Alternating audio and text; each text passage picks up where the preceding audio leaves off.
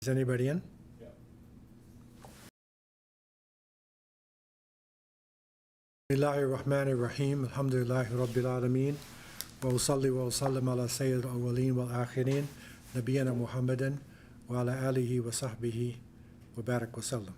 All praise are due to Allah, Lord of the worlds, and peace and blessings be constantly showered upon our beloved Prophet Muhammad, the master of the first and the last, and his companions, his followers, all those who call to his way and establish his sunnah to the day of judgment. My beloved brothers and sisters, Assalamu alaikum wa rahmatullah. Alhamdulillah, we are continuing our open session for new Muslims. That is our new Muslim corner. And also it's an opportunity for those who have revived their deen, no matter what is the age, to review some of the concepts in Islam and to be able to ask questions in an open forum. Of course, these questions, I'm trying to give a look at different issues in the light of the fact that people are embracing Islam.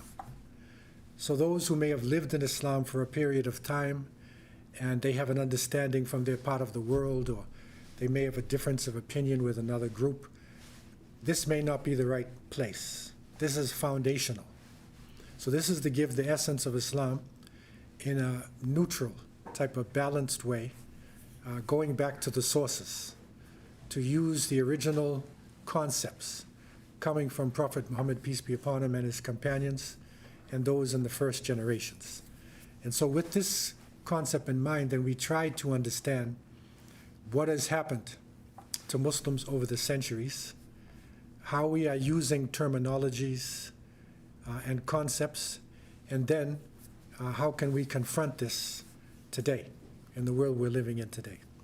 And so we were looking at the famous hadith of Jibreel, the angel Jibreel alayhi salam, and that is the hadith where the angel came to the Prophet, peace be upon him, and asked him about Islam and Iman and Ihsan. So he asked him about three dimensions within our religion, within our way of life. And this is very foundational. This is extremely important to try to understand what is actually going on. Because especially for the new Muslims and the young Muslims, you're going to hear terminologies. You're going to hear names being thrown at you. And if you don't understand Arabic, or if you don't have a historical perspective about how Islam developed over the years, some of these terminologies can become a little confusing. And so, Iman, Islam, Iman, Ihsan. Okay, so these were the three dimensions, or the three levels. And when it came to Islam, the Prophet ﷺ then informed Jibreel that the 5 pillars of Islam, this is the basis of it. And that is to, that we have the Shahada, we believe in one God, we accept Prophet Muhammad ﷺ as the last messenger, we establish our prayers, we establish the giving of zakat, charity, we fast in the month of Ramadan, and we try to make pilgrimage once in a lifetime. Okay, so that's the foundations. Everything stands on that. And the second level, when he was asked about Iman, or faith, then he said to believe in Allah and His angels and His books and His messengers, to believe in the last day, and to believe in the will of Allah, the divine destiny, the good and the evil thereof. And the third question was about Ihsan, which generally could be translated as righteousness or doing of good. There's a lot of ways you can look at this term. But the Prophet ﷺ gave Jibreel and then showed us a practical answer. And he said it is to worship Allah as though you are seeing Him, and while you see Him not, truly He sees you. So in other words, you worship Allah as though you could see Him, if you could see Allah. then that would make our prayers and our lifestyle really serious. Or if we knew that Allah was looking at us and you could feel it, that would also be serious. So that consciousness, that feeling is ihsan. And there's another term that we use in English, sometimes it could be stretched to mean that. We say conscience, like your conscience. Okay, so that's something inside of you. And we used to say in America, always let your conscience be your guide. So that's something inside of you. It's the spiritual part of you. Okay, so that spiritual side of Islam, in a sense, that is the ihsan. So we looked at it to try to understand these. We use the term dimensions. So these are different dimensions of Islamic faith or of the deen. Okay, so the first dimension is a more practical dimension. So that is the practical practice. 5 pillars. You practically believe in Allah. You believe in the messenger. Okay, you got to make your prayers. If you have enough wealth, you pay the poor due to those who need it. Okay, Ramadan comes, and it's coming soon. You fast. You try to go to pilgrimage. That's like action-oriented.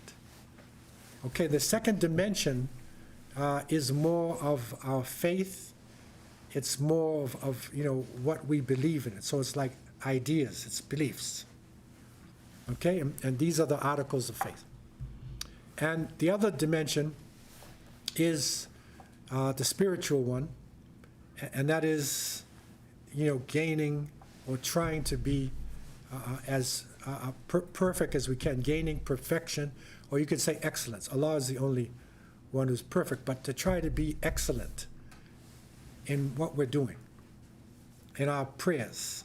So to be excellent in your prayers, to be excellent in your fasting, as to being a Muslim, the best you possibly can be. That's one of the definitions of ihsan. Ihsan also means not just something good, doing good. So you're doing good righteousness. So you're doing righteousness with yourself and also with other beings in the universe. Okay? So to go right to the point, because this is to try to clear up any misunderstandings. Because after the time of Prophet Muhammad ﷺ, these terminologies changed a little bit, or at least people added dimensions to the terminologies. In the original Islam, it was ihsan. Just like when we make our prayers, there were no schools of thought. And as new Muslims, you're going to hear about Hanafi. They'll say, are you a Hanafi? Meaning you follow Imam Abu Hanifa, right? That's a great Imam, who developed, who took, from the Sunnah, from the way of the Prophet, and he made a system to practice your deen. Or Imam Malik. Are you Maliki? Okay, that came later also. So there's a great Imam who lived in Medina, and he systematized Islam, and it spread. Or Imam Shafi'i, who's another great scholar who lived in the area of Egypt, and he systematized the teachings. He was one of Imam Malik's students, actually, his best student. And he improved on Imam Malik's school of thought, so to speak. So people will say, I'm following Imam Shafi'i in his system of making my prayers or implementing my Islam. And the fourth is Imam Ahmed ibn Hanbal. So they would say, you're Hanbali. Okay, so this came later, but in the time of the Prophet ﷺ, there was no Hanafi, Maliki, Shafi'i, Hanbalis. You're just making salat. And you're trying to do it as close to the Prophet as possible, to submit to Allah. You see? So these names came along later. Some people might think that being Hanafi or Maliki goes right back to the Prophet's time. It doesn't. It actually starts after his time. we believe that all of these imams took from the sources, they're authentic, but in reality, they were not the first generation. The closest to the first generation was Imam Abu Hanifa, rahimahullah, who lived in Iraq. And it is said that he met one of the companions, Anas ibn Malik, radiallahu anhu. He was probably one of the longest living, companions. And he went to the Prophet and asked him, make a prayer for me in my life, that I can have goodness in my life. So the Prophet made a dua for him, and his crops in Iraq would bear fruit 2 or 3 times per year. He had a large family. He lived to be around 130 years old. So because he had such a long life, keeping his mind too. So Abu Hanifa met him. So he met a companion, but none of the other imams actually met companions. Okay? But they all took from each other. And they did not consider themselves different. Although you may see today some people follow their school of thought, although it's like a tribal thing. Or it's like a racial thing. If you're Pakistani or Indian, you're a Hanafi. Unless you're Indian who comes from Kerala, that's on the coast, and they're Shafis. If you're North African, Moroccan, Algerian, West African, Central African, you're Maliki. Okay?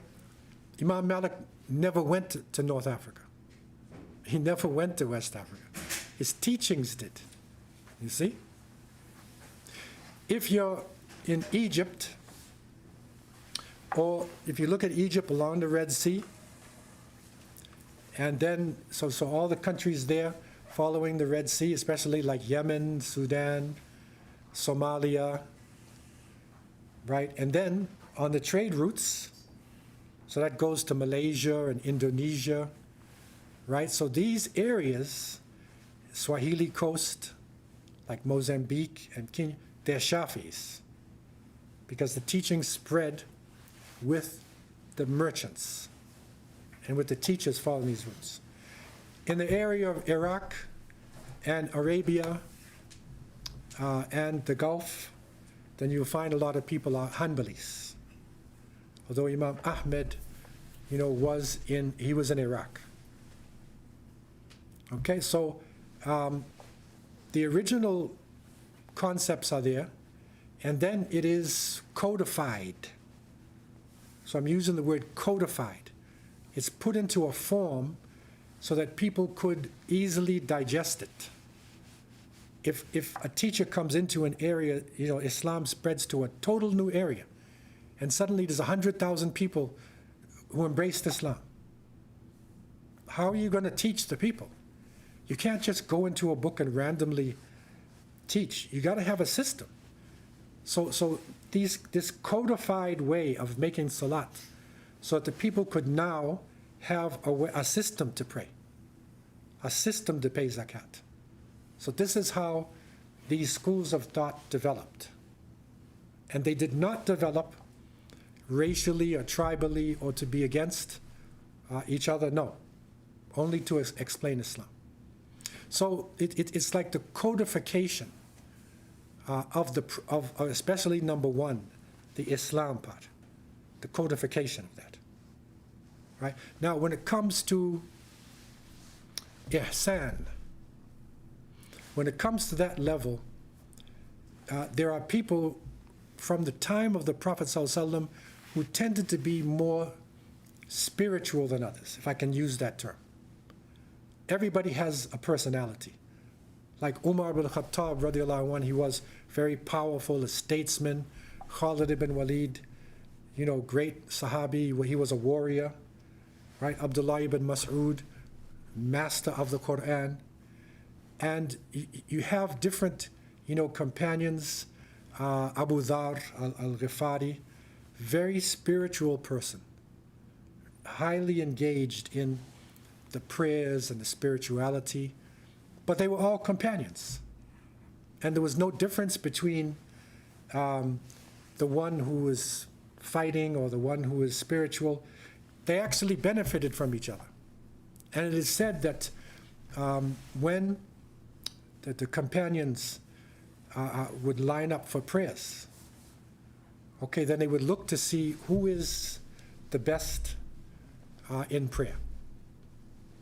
Who is the best reader? So if Abdullah ibn Mas'ud was there, then they would say, Ibn Mas'ud, lead us. This is a small Yemeni man. Alhamdulillah for Yemenis, may Allah protect them and strengthen them. They're one of the most courageous parts of this nation. Yemeni man, Abdullah ibn Mas'ud, master of the Quran. Okay, small, short body, right? But amazing mind. So they let him lead. Khalid ibn Walid, 6 foot tall warrior, he could knock Ibn Mas'ud out the way and lead the prayer. Did he do that? No. He stood behind Abdullah ibn Mas'ud. They complement each other. But if the enemies of Allah came on the scene, everybody would say, where is Khalid? Where is he? Then he goes in the front. You see? So what did they do? Did Ibn Mas'ud form his own school of thought, the Ibn Mas'ud movement? Or did Khalid form his own organization? No. They had certain strengths, differences, and they complement each other in these differences. You see? So that is the beauty about going back to the original area and sources. So somewhere around the time of Imam Malik, so this is like, 60 years, this is after the time of Prophet Muhammad Sallallahu Alaihi Wasallam, there were companions and the next generation, Tabi, who felt that things are getting a little bureaucratic. In other words, Islam is taking shape and they develop into a nation. A nation state is developing, especially in the time of Umar.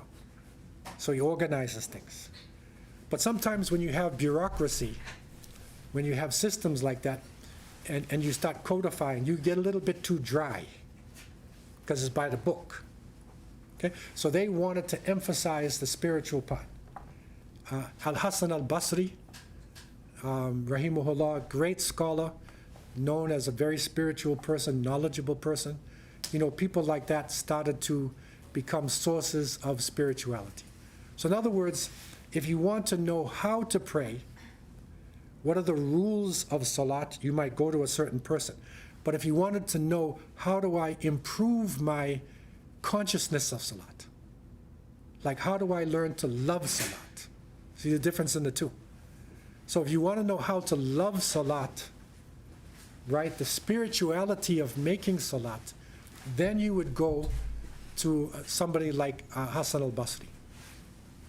There are some people who combine both, and he was knowledgeable in his fiqh also. But you would go to somebody like that. So this terminology, and it's hard to say where it actually took the name, but you could say in the time of Imam Malik, it started to show itself.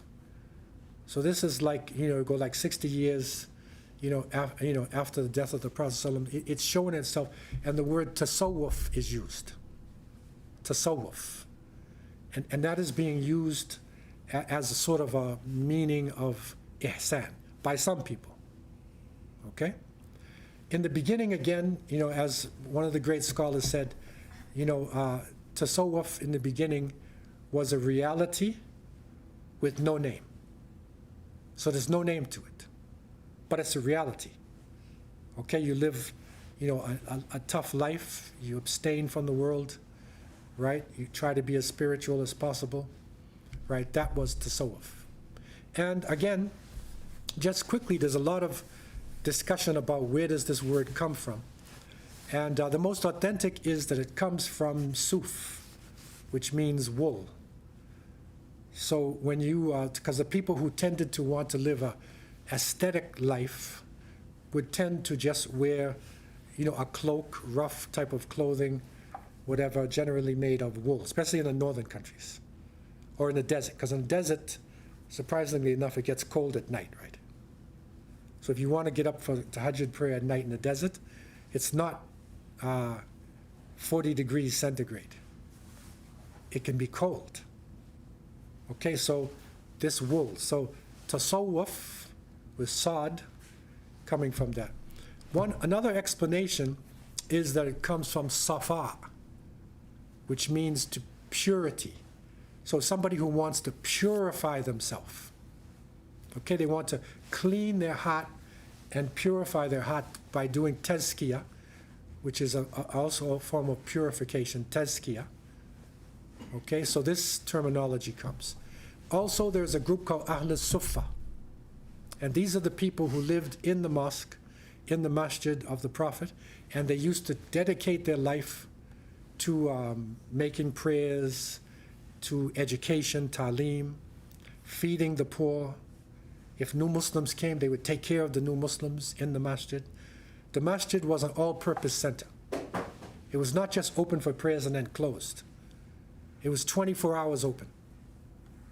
And the people who were taking care of the mosque was the Ahl Sufa.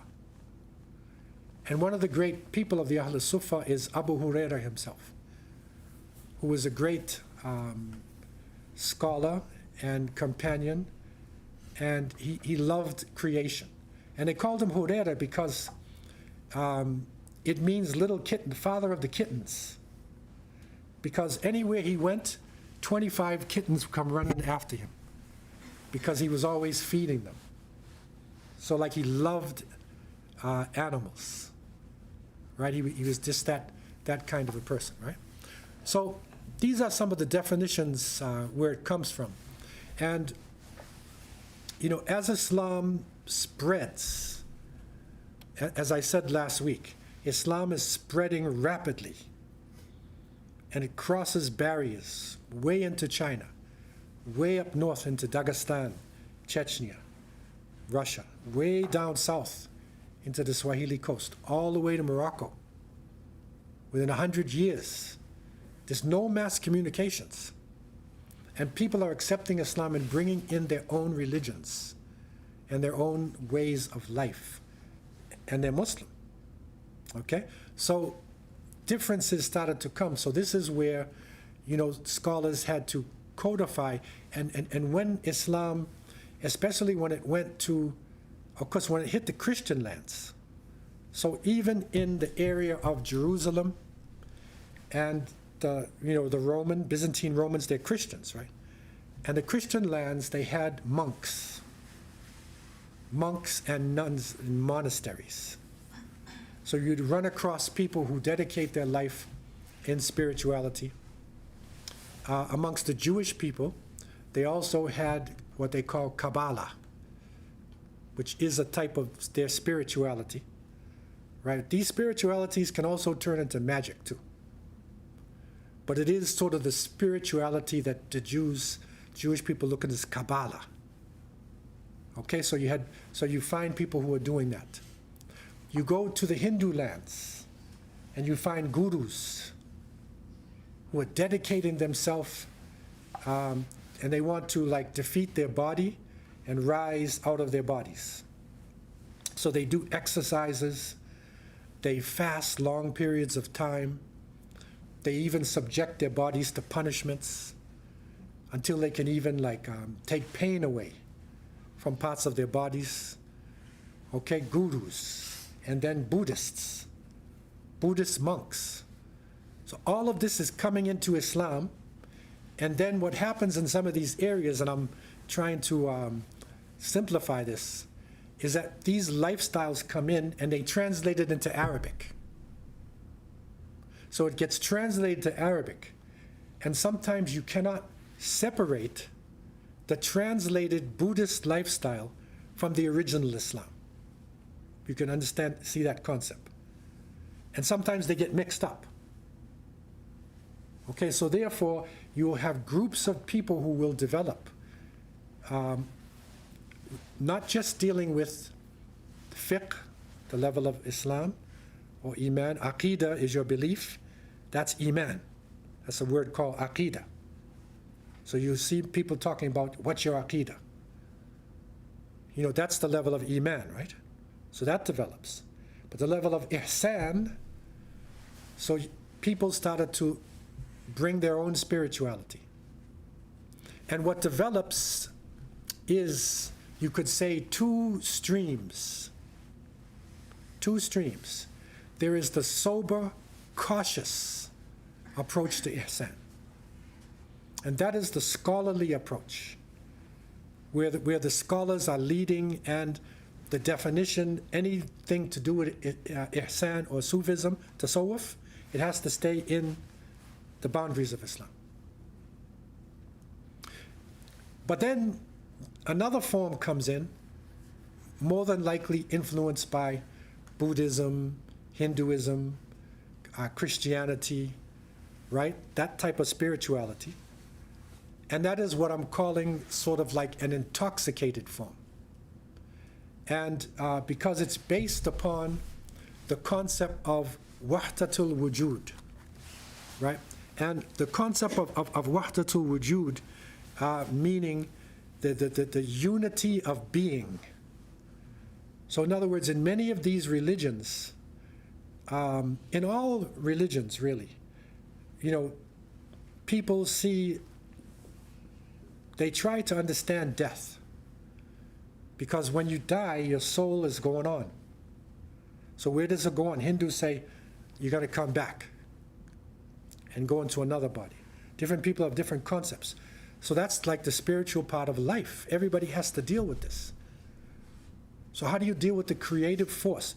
Wahdatul wujud was the concept that you elevate yourself so high that you can actually go into the Godhead. Your spirit becomes part of the divine consciousness. And the only thing left is to die. Your body drops off, but you already got a door open to the divine consciousness. Okay?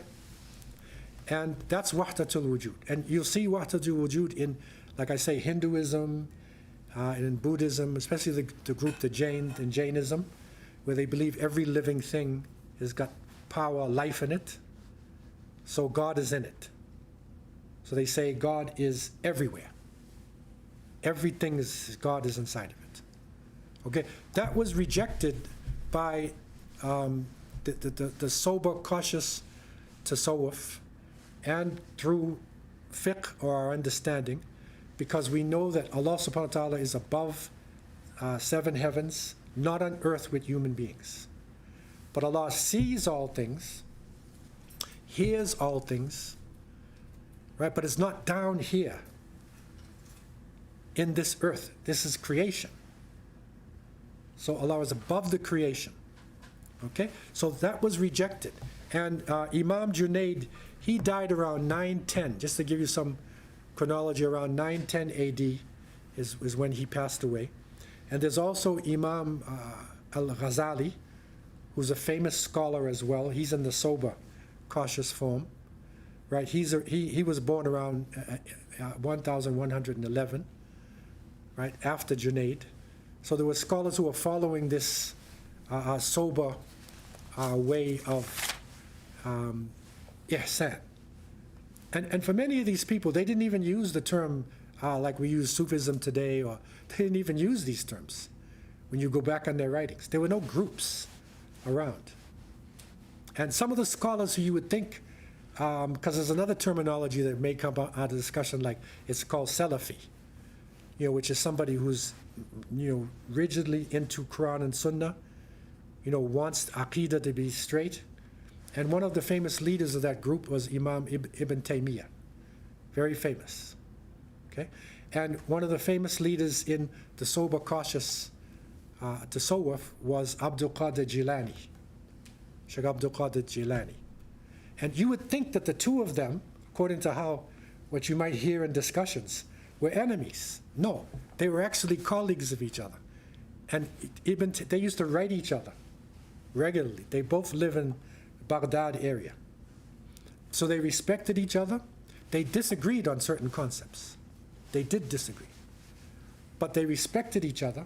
Abdul Qadir Jilani had a school, not just a school of tasawwuf, he was a teacher. So it was different in those times than what we might get today. And that's what I want to separate, for the new Muslims, in these concepts. So you have these streams, right, of tasawwuf. It's all not the same. So if a person says they are following tasawwuf, it does not necessarily mean that they are following the intoxicated form. The Bistami form is Abu Yazid al-Bistami. So he was one of the ones for Wahdatul Wujud, trying to get straight into the Creator instead of taking time and making your prayers and all that. They just beam right up. Like that's our concept, right? So they're just going to beam up to Allah. Okay?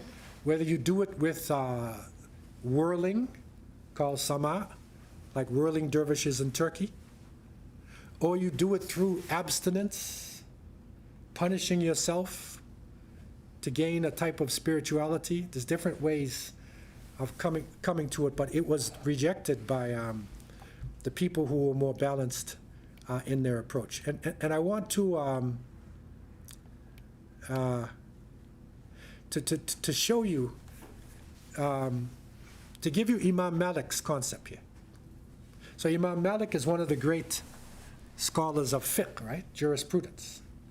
So he said in one of his statements, he said, whoever occupies himself with fiqh, that means like studying your religious sciences.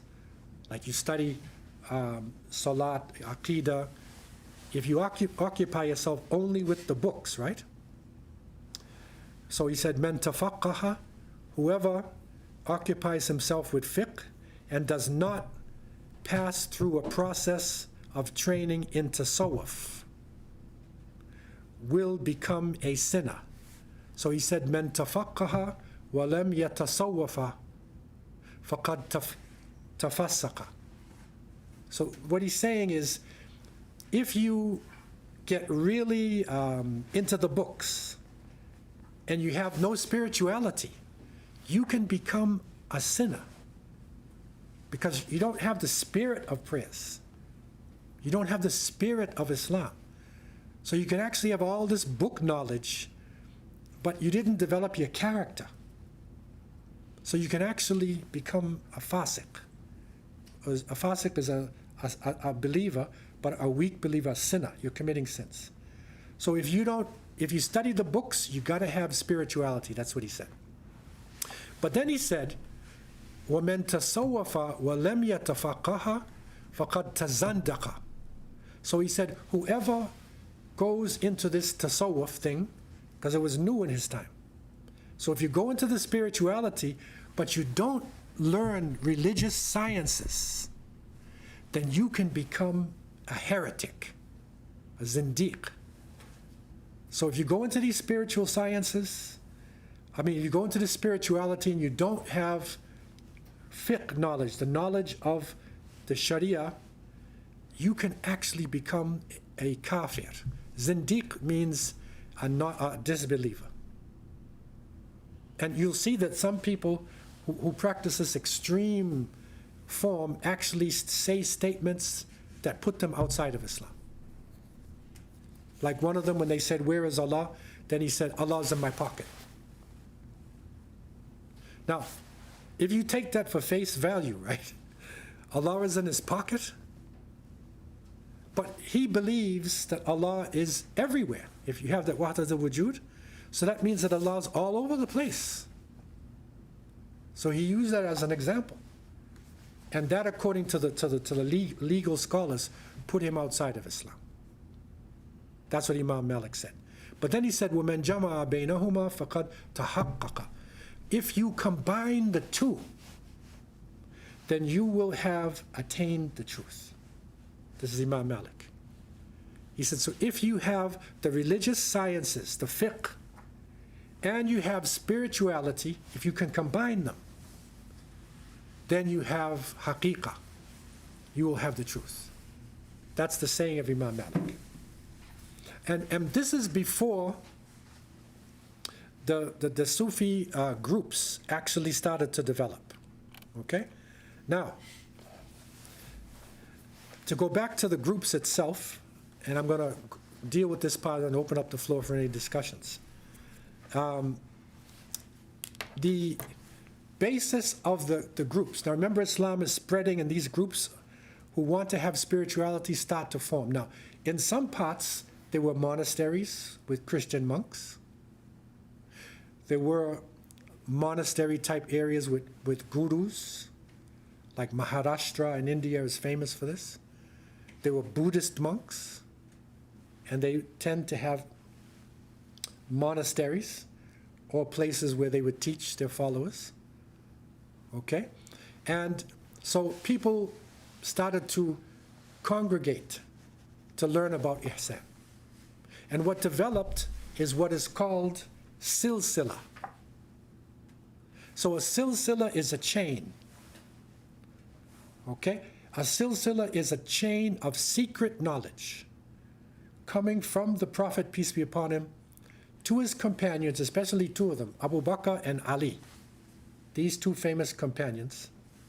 It was secret knowledge, and then it was passed along clandestinely, like secretly, in a chain, one to another, to another, to another. And some of these scholars or sheikhs, they said, I have the silsilah. So I have this secret spiritual knowledge. You have a problem with your prayers? You don't have spirituality? I can help you. Now, if you want to know how to make salat, go to the masjid and ask the imam there, the sheikh who knows fiqh. Right? But if you want high spirituality, if you want to know how to feel the presence of Allah, then I have a chain of knowledge that can lead you to this. It's called silsilah. Okay? So the silsilah to a sheikh, right? And he would have a monastery. The term in Arabic in North Africa, they say zawiya. In Persian, khanqa. And there are different terminologies that they use for this. But what it is, it's like a fortress or a monastery, you know, where the followers of a group, a family called tariqah, where the tariqah, where they organize. And the tariqah is based upon the silsilah, right? And it's usually named after one of the scholars in the chain, right? Like Abdul Qadir Jailani, his tariqah is called Qadiriyah. Qadiriyah. Okay, so there's different tariqahs that develop. So this is how the tasawwuf develops in these, you know, tariqahs and in these areas. And this is an oversimplification because the Muslim world is huge. And it's developing in different ways in different places. But different scholars of ihsan start to develop. And scholars go in both areas. Like Imam al-Ghazali, I'll give you an example. Imam al-Ghazali, who was born around, 1111, he started off in fiqh. In other words, he was religious sciences. And he was such an amazing teacher that he was chosen, the Seljuk Empire, which was the great empire at that time, they developed a set of schools called Nizamiya schools. This was probably the greatest Islamic institution at the time. That is the 11th century, 12th century. It was in Baghdad, the Nizamiya school. So Ghazali, who was from Persia, he was such a great scholar, they made him the head of the Nizamiya school. So he was one of the greatest scholars in the whole Muslim world at the time. And his book on Usul al-Fiqh, and that is the foundations of jurisprudence, up until today is one of the main books that you study if you want to study fiqh. You have to study Ghazali's book. Okay? So, but he reached a point in his life, He had answers for every question. He had so much knowledge that you could come to him from any angle, he's got an answer for you. But he felt inside of his life something was missing. He felt something was missing. There was some spirituality was missing. And he said, there's a voice in me. I need to improve my spiritual self. So he left his family, he left the school, and he went to Jerusalem, and he stayed with a group of the people of Tasawwuf in the area of Jerusalem and whatnot for a period of time, and then finally, when there was a lot of confusion happening in Iraq, he went back to the schools, and he ended his life studying hadith, teaching hadith. So he's going in both, right? You will hear discussions that people may have today when they say Ghazali. They think that he's like out to lunch person, just totally intoxicated. No. This is one of the greatest scholars in Islamic history. Okay? But a point in his life, he was searching for the spirituality. That's why he's a good scholar to refer to, because he's like crosses both lines. So it gives you more of a balanced approach to the concept of ihsan, right? The balanced approach. So these are some of the foundations of what is now called Sufism today. But the original word was tasawwuf, which originally was ihsan, right? The spirituality part of Islam. So I want to open up the floor for any questions or discussion that anybody may have. The discussion is basic, okay, but I want to open up the floor for any questions that you may have concerning these concepts. Yeah. I'm recalling a hadith that I read, something about there's a certain amount of sects in Islam that are leading astray, or Yeah. they're offshoots, Yeah. and they're gonna end up in the hellfire. Yeah. Do we know what those sects are? Yeah, there is a tradition about that the Christians broke into, so many groups, the Jews, 72, whatever. We will break into 73. But he said, even we will break into a lot of groups, right? But he said the one that is the right one is ma ana alayhi wa ashabi, the one that follows my way and my companions. That will be the one. Now, the question is, which one of the groups today is the one who's following him and his companions, right? A lot of groups will say, I'm the one. And somebody else will say, well, I am the one. So you're going to hear a lot of things, but the basis of it is the fact that if somebody is bringing you ihsan or whatever it is, they need to do it within the limits of the Quran and the Sunnah, within Islamic jurisprudence, as long as they're within the limits of traceable Islam, then we can follow it. If somebody brings you something that's untraceable, you see the secret Silsilah? He comes and he says to you, you ask him a question and he said, well, I had a dream last night. And then he tells you what he saw in his dream. Okay? The devil can come in your dream. Nobody's clear of this. So, was it the devil that spoke to him in his dream, the shaitan, or was it an angel? What was it? If you're going to answer my question in life, I need to have some proof, some connection with the Quran and the Sunnah, something that holds me down, not just your dream, right? You see? So this is, as long as it stays within the realm of Islamic practice, then we're okay. But if it goes outside, the cautious scholars would say, don't follow it. Don't follow that. Floor is open for questions. Yeah. So with the Silsilah, because it's secret knowledge, Yeah. how could you ever know whether it actually follows the Sunnah? Like whether it's actually the way of the Prophet? Yeah. So the question is, if it's secret knowledge, how do you actually know that it's the way of the Prophet? You don't. Because you have to trust the sheikh, you trust the scholar, and you put your trust in him.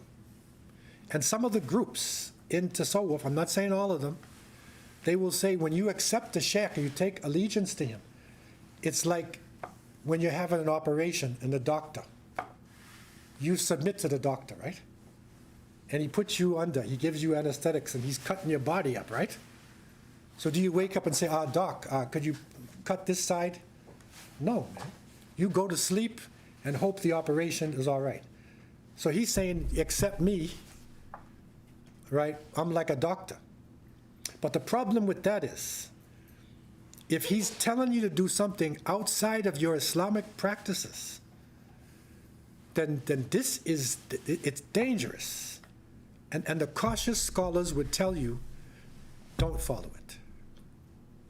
Or they would caution you about it. That you have to be able to, well, no. Is there anything in authentic hadith that like speaks to the Prophet ﷺ talking about the fact that there's secret knowledge and there would be secrets passed? You know, he did give some secrets to his companions. Like Hudhayfa, radiallahu anhu, he knew the name of the hypocrites. So he told this companion who the hypocrites were. He wouldn't tell anybody else. And even Umar came to him and said, okay, tell me. Hudhayfa said no. And then Umar said, well, tell me, am I one of them? Right?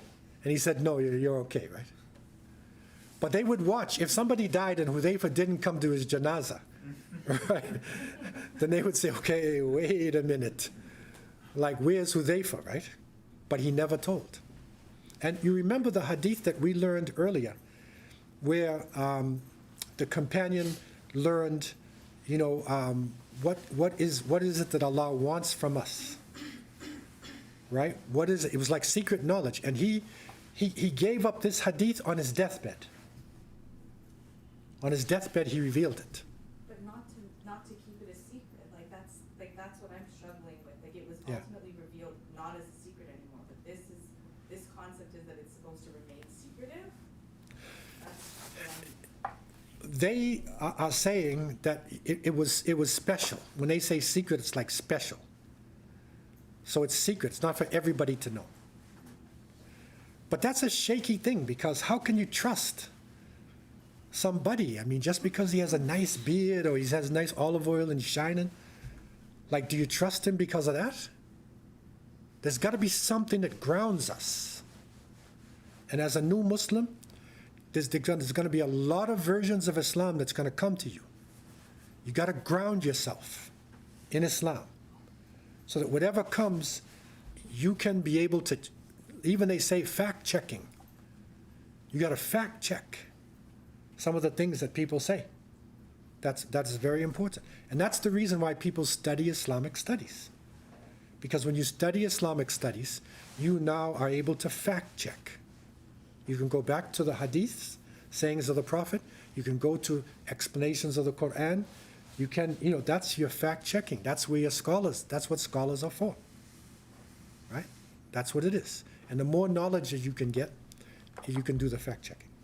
Online, any questions? There are two Sufi movements that are quite large, Naqshbandi Sufi and the Murabitun movement. What are their statuses now? Okay, this class, we are not going into naming groups. Because once you start naming this individual or these groups, it starts to go into an area that really doesn't concern new Muslims at this point in time. But the Naqshbandi group is one of the tariqas. You'll hear a lot of names of tariqas. It was more like Central Asia and parts of Turkey, and that it developed in that area. The Murabitun is not actually the name of the tariqah. That's the name of a movement. The Murabitun were a religious political movement in North Africa who actually took over North Africa, and they spread Islam in Andalusia and Spain, West Africa. That's the Murabitun movement. Okay, so that's not a tariqah. Okay, so that's, yeah. So these are, again, all these movements, you need to judge them based upon their practice of Islam, not just by their name. Because somebody might have a name attached to them, but they're practicing Islam. They're within the limits of Islam. There's nothing. I'm trying to give you a balanced approach. Because, this is a time of unity. Muslim, we have to, find what is similar in ourselves and not just what's different. Some people will find 95% is the same with another person, 5% different. All he thinks about is the 5% difference. But 95% is the same. They're praying the same, they're fasting the same, but maybe there's some intellectual or some point in Aqidah slightly different, and they don't even want to be around that person. That's a mistake. Because sometimes we have to agree to disagree. As long as it's not in the foundations of the faith. If it's the foundations of the faith, now we have a problem. But if it's what is called furu', there's usul and furu'. Usul are your foundations. Furu' is minor things. How do you pray? Do you wiggle your finger or you don't, or whatever, you hold your hand and all? These is furu'. These are minor things, and it should not separate people. Okay? Because there's different ways of practicing the sunnah. Question from online. I'm from Bangladesh, and a lot of tariqah people are there. How can you figure out who are holding the true tariqah or silsilah? Yeah, so how you can judge people is based upon the Quran and the Sunnah. It's based upon their practice of Islam. And so the more you know about Islam, that's the way that you can tell it, the question. This is the question. Okay, the question was, with these groups, how do you know, how can you tell them? How can you distinguish them? How do you judge them? It's based on, their practice of Islam. It's not just because he has nice thobe on, nice beard. And one of my friends, he once said, don't judge somebody by their beard and by their thobe, right, their robe. Because the Pope has nice thobes. You ever see the Pope's thobes? Like really nice thobes, okay? But he's the Pope. And Fidel Castro, who used to be the head of Cuba, he had a really nice beard, right? Like all of his life, he had a really nice, but he's a communist. So it's not just because you have a really nice beard or really nice robes. It's your practices. That's the way you can tell. That's the bottom line. Now, floor is open for any other general questions anybody has. We got one last question here. Who is Muhammad Qasim from Lahore nowadays? He's claiming he's Imam Mahdi. Okay, Muhammad Qasim from Lahore, Yeah, and he says he's Imam Mahdi. yeah. Okay, so we had touched on this somewhat, and we said that anybody who's making these type of apocalyptic claims and whatnot, go the other way, because this is extremism. Because the Mahdi will not know. This is the guided one who will come, after the Great World War and lead the Muslim world. The Prophet, peace be upon him, said, "Yuslihu Allahu fi layla." Allah will get him together in one night. So he doesn't know who he is. So if somebody comes and says he is this Mahdi leader, then that person is either a fool or he's insane, or he's both. So it's better to go the other way. We reject all of these claims. If there is a person, if there's a great world war and things are going on and a leader does appear in Mecca and really starts leading the Muslim world, then you'll know that that's the Mahdi. We will know. Okay? But we don't just accept the claims of people. This has happened throughout Islamic history. Hundreds of people have claimed that they were the Mahdi. Any other general questions anybody has? During the time of the Prophet and the Sahaba, how did they deal with sects of Islam that had foundational problems? Yeah, so during their time, they didn't have these different groupings. What they had was personality differences, okay? They had emphasis. Like I said, Khalid ibn Walid was a warrior. Abdullah ibn Mas'ud was, heavy into Quran. But what they did was they united with each other. They accepted differences, and they built on the strengths of each other, and they helped each other in their weakness. So in other words, they didn't see the difference in their practice of Islam or the emphasis of Islam as something that divides them. No. But they did have some personality problems, and they did have some differences. But to solve that, they would have mutual consultation. They would go to the people of knowledge, and they would have mutual consultation. Okay, but they didn't have groupings like you have today. No. Because at that time, the Sunnah itself, we say the Quran, was just, written down, and the Sunnah was just being developed. So there was no Hanafi, Maliki, Shafi, none of this. Sufi, Salafi, none of this. None of it was there. So nobody can claim that they are actually the original group because none of these names were being used. None of them. It was just Muslimun, Muslim, Mu'min, meaning the believer, Muhsin, meaning the one who's righteous. That's all. That's all the people were. Okay? Floor is open for any other general questions anybody has. Okay. Okay, go ahead.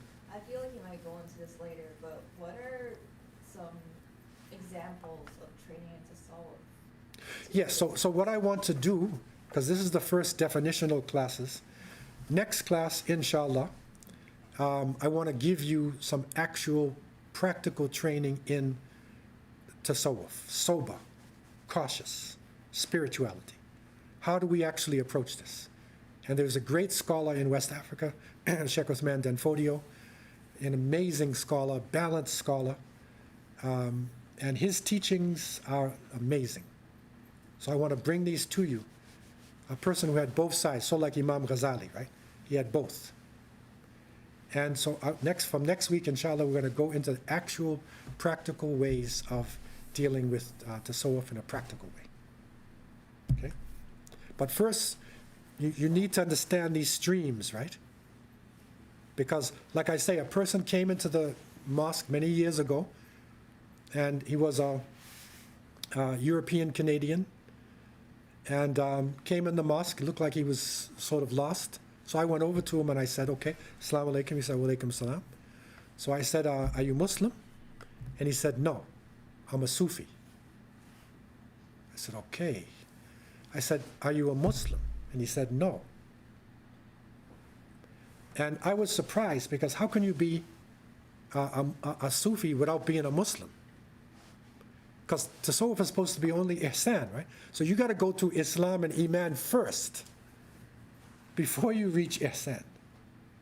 But there were groups that developed in the same way that Hare Krishna groups and whatever developed, and they focused only on dhikrullah, chanting. So the same way the Hare Krishna, Krishna, Rama, Rama, these groups developed in the 60s and 70s, whatever. So young people, there was some based upon Islamic chanting and lifestyle without teaching Islam. So you didn't have to pray, you didn't have to fast, nothing. You just come and you do the chants, whatever, and you would be a Sufi according to this group. Right? That's a mistake. So I explained to him, he was open, he listened, to explain to him what Islam is and what Sufism is supposed to really mean. Because he wanted to know. So, don't be fooled by a person who says he's something. You have to look at their practice to really know where they stand. Now, any other questions online? There's a lot, but I'll choose one. Can you ask the Sheikh to outline what Ahmed Zarruq lists as the criteria for the sound Sufi Sheikh? He Yeah. also states that no such real bad exists anymore. He said this in his time. Is this a hyperbole? To be careful. Yeah, this particular class, is teaching the basics. This is a new Muslim corner. And so we are going into basic. We're not going into the advanced, area of teachings. But, Sidi Ahmed Zarruq, who lived in Morocco, around 15th century or whatever, he was the one who said in the beginning, tasawwuf was a reality with no name. But today, it's a name with no reality. So there's people running around saying they're doing tasawwuf, but they're not for real. That's 600 years ago or more. But that doesn't mean that there can never be anybody else who's doing proper ihsan. He was specially, given this title to criticize everybody. And that's what he did. He criticized all levels of scholarship in the society. And so this is what he was saying. He was talking about what he found around him, at that time, but that does not mean that somebody could not practice, cautious, sober tasawwuf. But what he found, he said, no, this is not right. This is not right. And that's what you have to watch out. You have to watch out for this. Because somebody will get you into doing, whirling and doing things and all kinds of strange things. And you never saw this in Islamic practices. But they say, like, this is our tariqah. So that's what you have to watch out for. Question? Yeah. So to cleanse your heart and to know about the tasawwuf, do we have to go to any schools or self-studying and practicing our okay? Yeah, basically within the teachings of the Quran and the Sunnah, there is what is called tazkiyah. Tazkiyah is purification. Purification is in all the pillars of Islam. When you have your tawheed, you are purifying your beliefs. Prayer is a form of purity because you clean up. You clean your mind. Fasting is purity. Zakat, the word zakat comes from the same root as tazkiyah. It means to purify your wealth. And when you go to Hajj, pilgrimage, and if you do it correctly, you will come back as a newborn baby pure. So all of the things we do in Islam is actually purification. All of it. And so you can go to scholars for different forms of tazkiyah there, and it doesn't have to be a specific school for that. But it is based upon, the Quran and the Sunnah and those learned people who are in your area who can guide you. But it's no specific, group. And if you do go to a group, you have to watch out to make sure that they're within the limits of Islam. Question? So tonight, we're going to have a limited amount of questions tonight. We started at 6:30 because there's a storm coming in. And so we want everybody to be able to, leave. Those who want to stay later on for the Salat can, but those who want to leave early, there's a major storm coming in. And, so we'll be able to, come, and avert the storm. Okay? There are some who are strong, Canucks, as they say. They don't care about a storm, right? Or whatever, man. It's just snow. So if you want to stay, that's fine. However, we want to give people a chance to comfortably, beat the storm. Any other general questions that are there? No. So inshallah, next week, we will be going on to some practical application of this.